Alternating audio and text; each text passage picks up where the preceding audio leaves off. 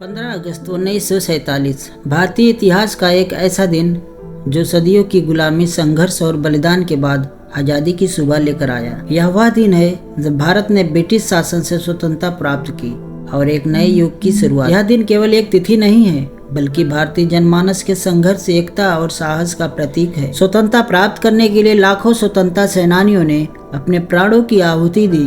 महात्मा गांधी, जवाहरलाल नेहरू, सुभाष चंद्र बोस, भगत सिंह, चंद्रशेखर आजाद, रानी लक्ष्मीबाई और कई अन्य वीरों ने भारत को स्वतंत्रता कराने में महत्वपूर्ण योगदान दिया।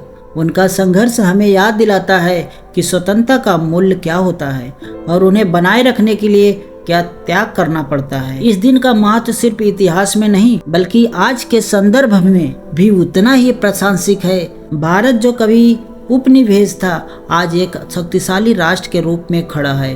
विज्ञान, तकनीकी, कला, संस्कृति और अर्थव्यवस्था के क्षेत्र में भारत ने विश्व मंच पर अपनी एक विशिष्ट पहचान बनाई है। लेकिन स्वतंत्रता के साथ जिम्मेदारियां भी आती है।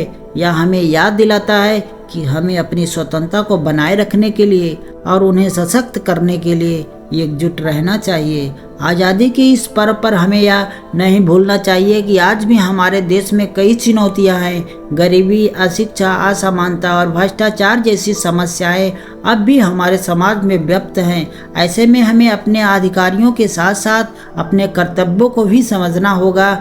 हमें यह संकल्प लेना चाहिए कि हम अपने देश के विकास और समृद्धि में योगदान देंगे। भारत की स्वतंत्रता दिवस केवल एक उत्सव नहीं है, बल्कि एक प्रेरणा है जो हमें याद दिलाता है कि हम सब एक हैं और एक साथ मिलकर हम किसी भी चुनौती का सामना कर सकते हैं। आइए इस दिन को गर्व के साथ मनाएं और उन सभी वीरों को श्रद्धांजलि दें जिन्होंने हमारे लिए स्वतंत्रता का तोहफा दिया है।